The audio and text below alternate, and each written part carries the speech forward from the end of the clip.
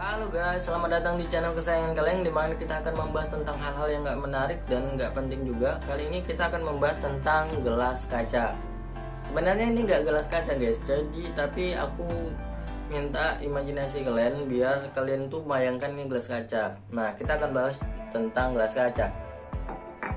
Nah, penemuan gelas kaca ini pertama kali ketika bangsa Venesia guys ya, berlabuh di sebuah pulau saat melakukan perjalanan mencari wilayah kehidupan. Nah, memang orang zaman dulu itu tergolong kebanyakan ya itu nomaden. Apa? Karena dia mungkin masih belum tahu bagaimana caranya memanfaatkan itu tadi tanah, misalnya memanfaatkan bagaimana cara bercocok tanam dan sebagainya gitu.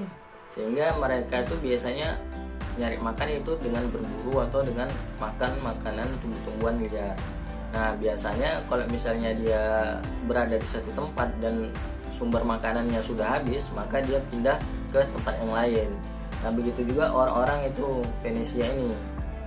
Nah, para pelaut Venesia itu membuat tungku persiapan. Nah, ini yang menarik ya, karena siapa sih nenek moyang kita? Ada yang mengatakan bahwa nenek moyang kita ya itu tadi seorang petani, tapi perlu kita ketahui bahwa nenek moyang kita itu sebenarnya seorang pelaut guys. Nah, para pelaut Venesia itu membuat tungku perapian dari sebuah pantai untuk menghangatkan diri mereka. Tungku perapian tersebut dibuat di atas pasir pantai dengan menambahkan bongkahan soda abu.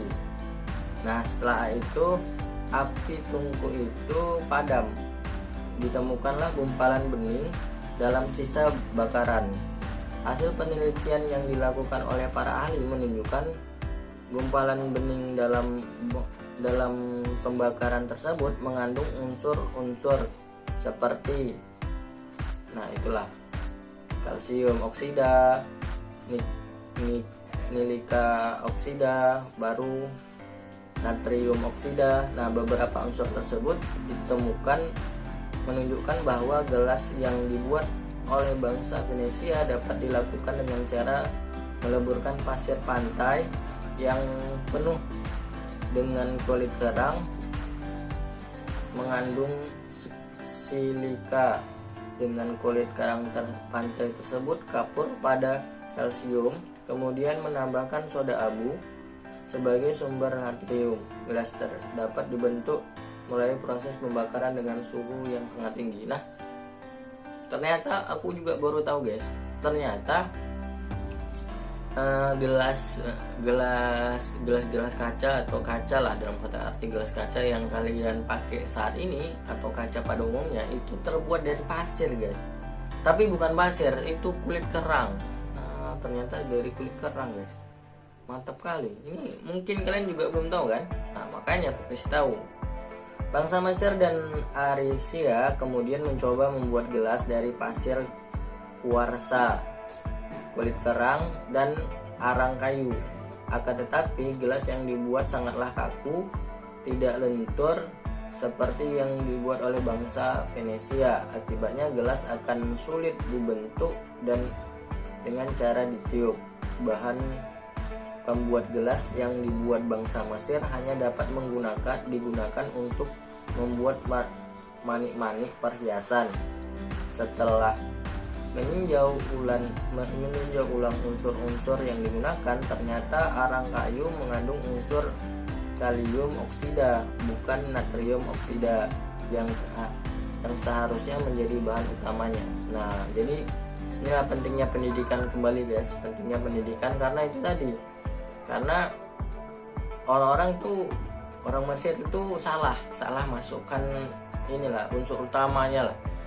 Harusnya kan dia natrium oksida, malah dikasih kayu. Nah, sedangkan kayu kan itunya kandungannya adalah kalium oksida, jadi nggak jadilah. Sebenarnya jadi, cuman nggak kayak gelas kaca itu yang bisa dibentuk diembus gitu kan, udah dibakar kan diembus enak kali gitu. Kalau ini jadi keras, dia susah dibentuk. Nah, bangsa Venesia kemudian menggunakan arang rumput laut sebagai sumber natrium oksida agak lebih mudah dibentuk dengan cara ditiup. Bangsa Venesia kemudian dapat membuat bejana dari gelas untuk sebagai keperluan sehari-hari mereka, dan dapat membuat gelas yang dengan ukiran seni sebagai penghiasnya. Gelas yang dibuat ketika itu hanya memiliki dua warna, yaitu hijau dan coklat, karena tingginya kadar besi dan tidak adanya pewarna lain dalam bahan baku pembuatannya. Nah, jadi memang bagus nih orang Venesia ini. Nah, memasuki abad ke-16, perdagangan alat untuk membuat perkakas dari gelas secara tradisional sangatlah berkembang. Alat itu dinamakan glass blower. Nah, gelas yang dihasilkan oleh alat ini disebut flint glass. Banyak pengrajin dari Venesia yang menggunakan alat tersebut untuk membuat gelas dari silika murni dengan kualitas yang sangat baik. Wadah terbentuk botol pertama kali dikenalkan oleh seorang dokter pada tahun 1884 yang mencoba mendistribusikan susu segera dalam keadaan bersih dan aman. Proses pembuatan botol secara besar-besaran kemudian terjadi pada tahun 1892.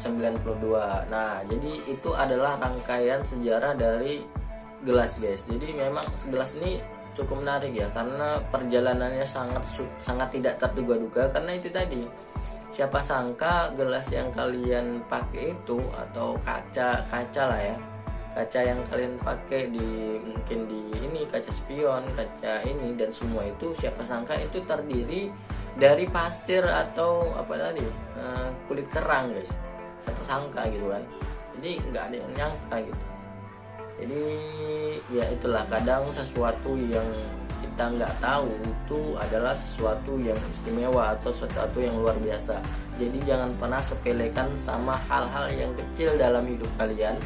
Apapun itu, hargailah keadaan mereka, karena biasa saja hal yang kecil itu atau yang disebut sampah atau sebagainya itu malah berguna untuk kehidupan kalian selanjutnya.